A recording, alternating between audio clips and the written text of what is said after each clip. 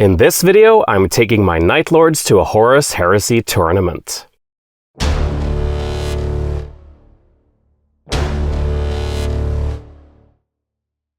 Hi all and welcome to the cabin. Today we're doing part 12 of our series where we build a Night Lord's army for the Horus Heresy.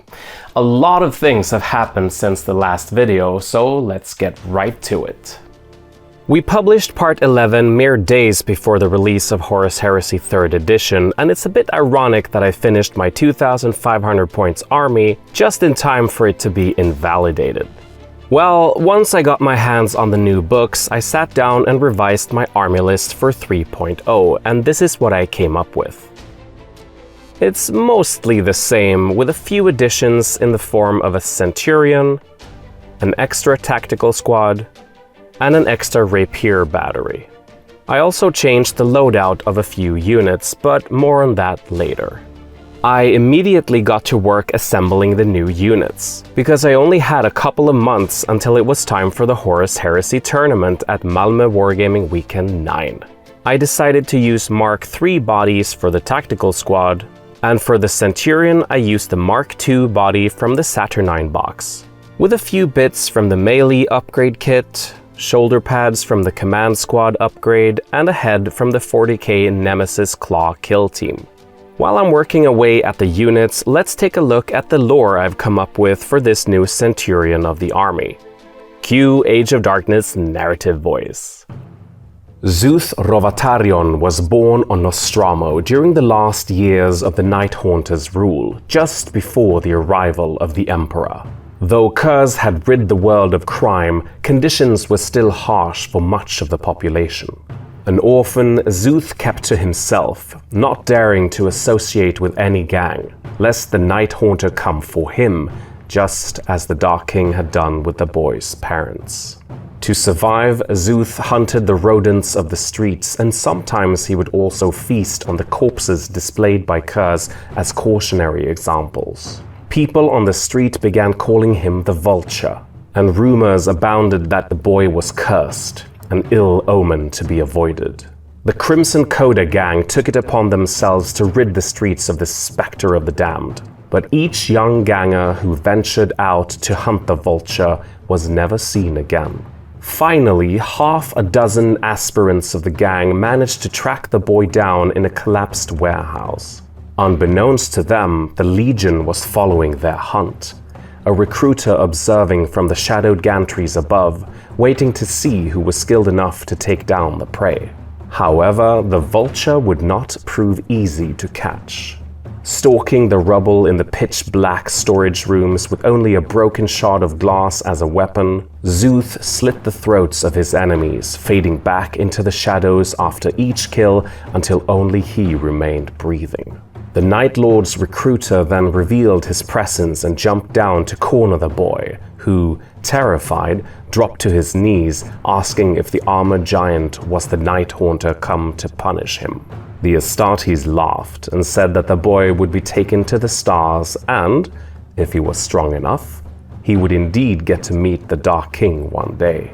Despite his solitary nature, the skill and brutality he displayed during the Great Crusade led Zuth Rovatarion to the rank of Centurion, and he served under Ravos Taravak in the 67th Company.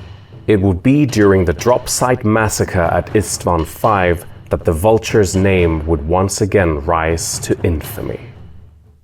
And here's a look at Zuth Rovatarion in all his glory. I'm pretty happy with how he came out in the end, and I think he fits in well with the rest of the army. And here's the Mark III tactical squad and additional rapier battery, all finished and ready for battle as well. Like I said, a few units also had their equipment tweaked. Here's the Praetor, now with a headsman's axe that I took from the 40k Berserker kit. Both Rhinos now have heavy flamers, and the Contemptor has a Havoc launcher.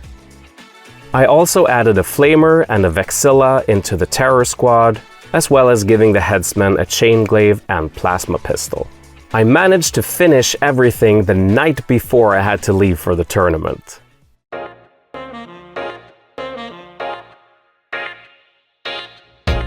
I made a video last year about Malmö Wargaming Weekend, and it was wonderful to be back again and this time get the opportunity to participate in one of the tournaments.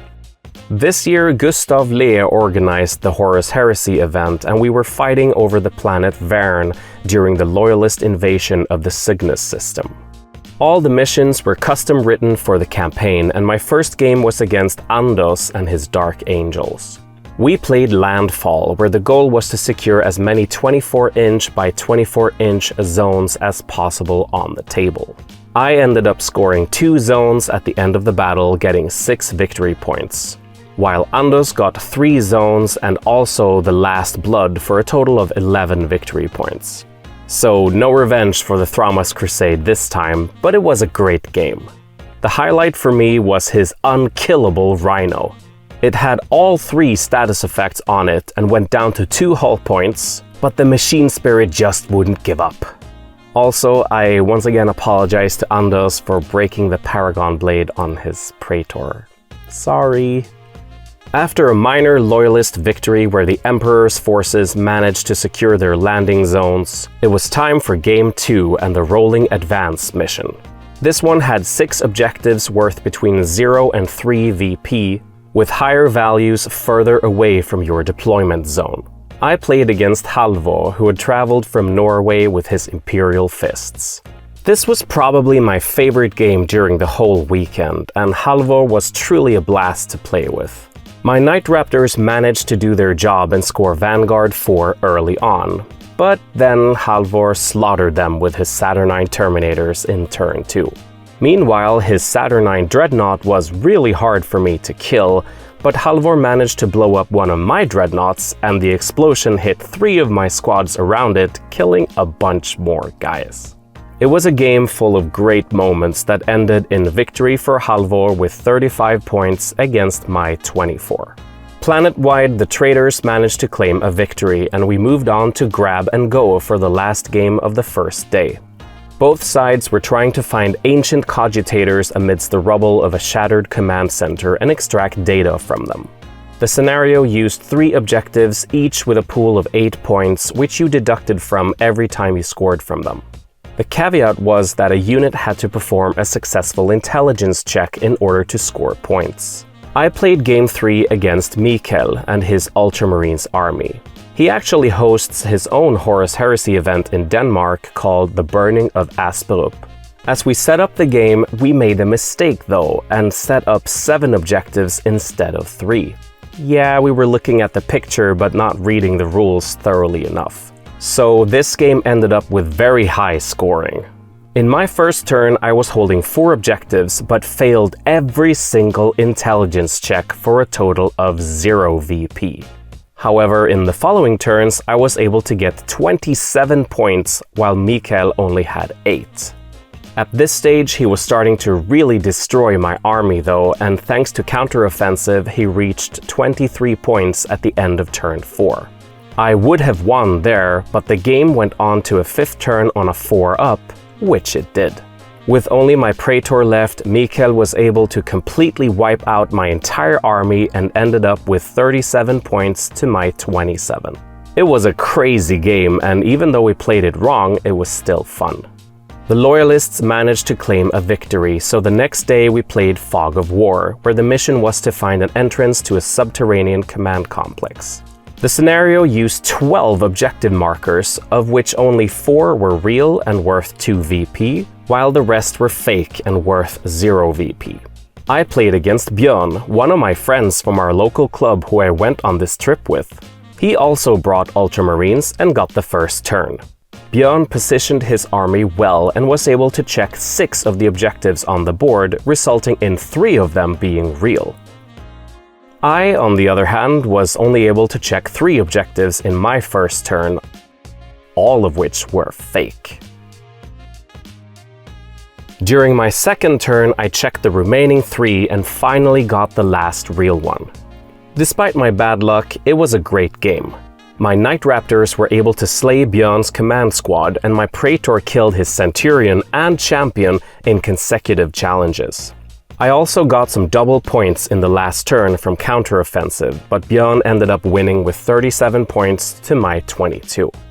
Now it was time for Game 5 and the final push, where the defender was supposed to hold objectives while the attacker scored points by destroying them.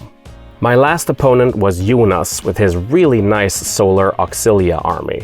He had converted pretty much every single unit to fit his theme of space Russians on the eastern fringe. And it was a joy to hear him explain his thought process behind everything. Jonas became the attacker and maneuvered his army really well. On his second turn, he was able to destroy 3 of the 4 objectives for 9 VP, denying me the chance to score from them as well. I charged his commander with my Praetor and Raptors in an effort to get Slay the Battlemaster, but I failed to finish the job. We were running out of time at this point, so with Jonas gaining last blood and me only scoring the 1 remaining objective, he won 11-3. Well, there you have it, my first ever tournament experience. Even though I lost every single game, it was a blast to be there and I'd love to come back again next year. During the awards ceremony, Halvor managed to win the prize for the friendliest and most engaged player, which I truly think he deserved. The award for Best Themed Army went to Kim Sørensen for his amazing models full of Giger-esque free-handed details on all the armor panels. I was hoping to take home the Sigil of the Martyr, but Axel Trumpfellner managed to also lose all of his games and score even lower than I did with 35 points in total. He got a free ticket to next year's event, which was really cool. Here's a shot of all the winners, well deserved. I had so much fun finally getting to play with this army and also to try out 3rd edition. But I think I need to change the list. My main takeaway is that many of my units died quickly and I struggled against heavy tanks and units with 2-up saves. Now that I'm not restricted by the Terror Assault rules from 2.0, I can tweak the list more freely and I'm looking forward to adding some new stuff to the force. But that will have to wait for another video. Anyway, thank you so much for watching. Please consider giving the video a like and subscribing to the channel so you don't miss out on future content. We'll see you next time. Good luck with your miniatures.